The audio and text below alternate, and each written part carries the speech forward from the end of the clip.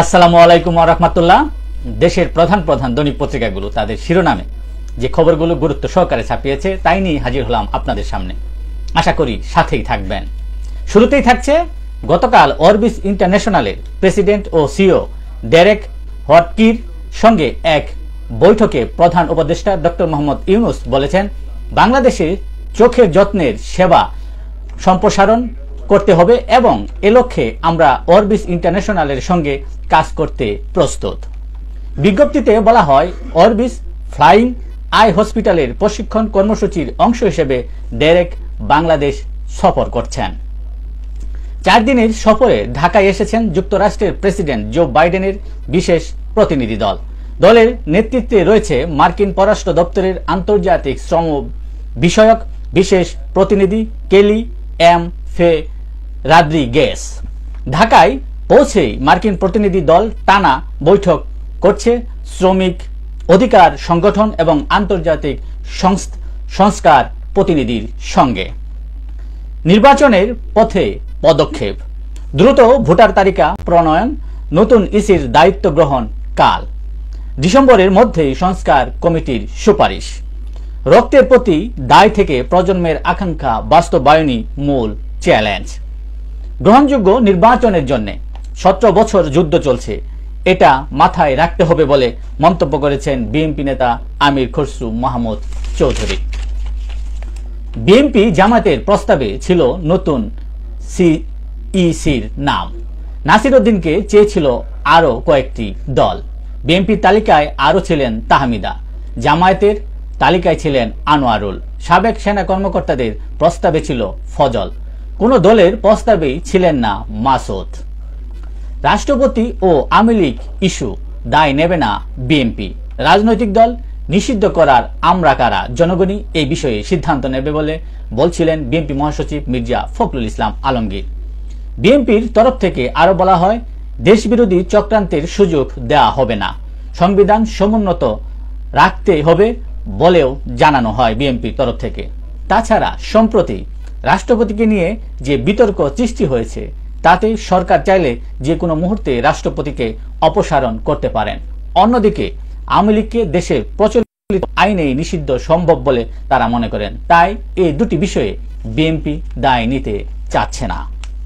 উপদেষ্টাদের যা ইচ্ছে তাই কর্মকাণ্ড মেনে নেওয়া হবে না বলে জানিয়েছেন বিএনপির সিনিয়র যুগ্ম মহাসচিব রুহুল কবির রিজভী আহমেদ। একটি সংস্কার কমিটি দিয়ে সংবিধান সংস্কার হবে না বলে জানিয়েছেন বিএনপি মহাসচিব মির্জা ফখরুল ইসলাম আলমগীর। আনন্দবাজার পত্রিকাকে দেওয়া এক সাক্ষাৎকারে জামায়াতের আমির ডক্টর শফিকুর রহমান বলেছেন, আমরা ভারত বিরোধী নয়, সম্মান ও সমতা নিয়ে সুসম্পর্ক চাই। বিচারের আগে আওয়ামী লীগকে নির্বাচনে সুযোগ দান মানে শহীদদের রক্তের সঙ্গে গাদ্দারি বলে মন্তব্য করেছেন হাসনাত আব্দুল্লাহ। আবারও রেলপথ অবরোধ বিক্ষোভ, জোরাইনে ব্যাটারি চালিত রিক্সা চালকদের সঙ্গে পুলিশের সংঘর্ষ, পুলিশের টিয়ার সেল নিক্ষেপ।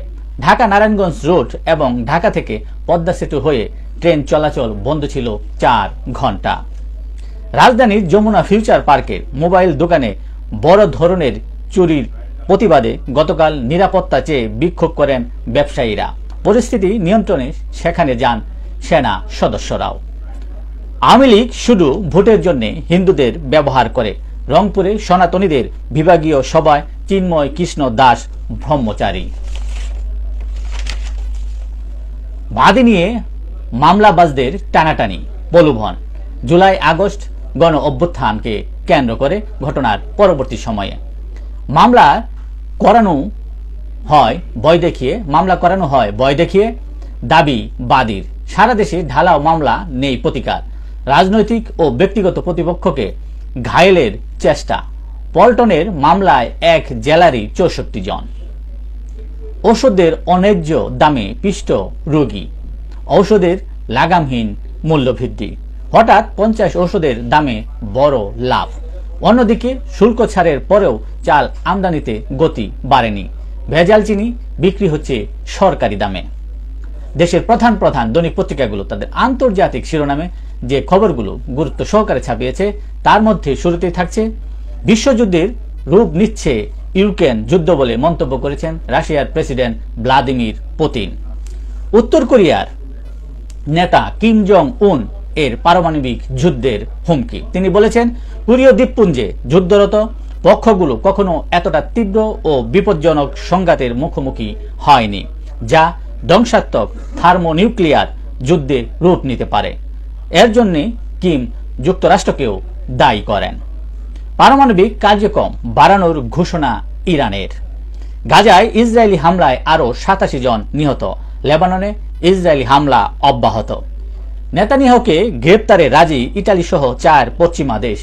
আইসিসির গ্রেফতার পরোয়ানা। ইমরান খানকে মুক্তির দাবিতে কিছুতেই বিক্ষোভ থামছে না, আর সরকার পাঞ্জাবে 144 ধারা জারি করে বিক্ষোভ দমনের জন্য। এই ছিল দেশের প্রধান প্রধান দৈনিক পত্রিকার শিরোনামে উঠে আসা শীর্ষ সংবাদ, যা নিয়ে এতক্ষণ আপনাদের মাঝে উপস্থিত ছিলাম। আশা করি আপনাদের ভালোই লেগেছে। সার্বিক খবরের বিবেচনায় যদি আপনাদের কোনো অভিমত, অভিব্যক্তি, সমালোচনা কিংবা কোনো পরামর্শ থেকে থাকে তাহলে অবশ্যই কমেন্টসে জানাবেন। আপনাদের কমেন্টসের প্রত্যাশায় আজকের মতো এখানে বিদায় নিচ্ছি। আবারও দেখা হবে আগামীকাল। সে পর্যন্ত অবশ্যই আপনারা ভালো থাকবেন, সুস্থ থাকবেন। আসসালামু আলাইকুম ওয়া রাহমাতুল্লাহ।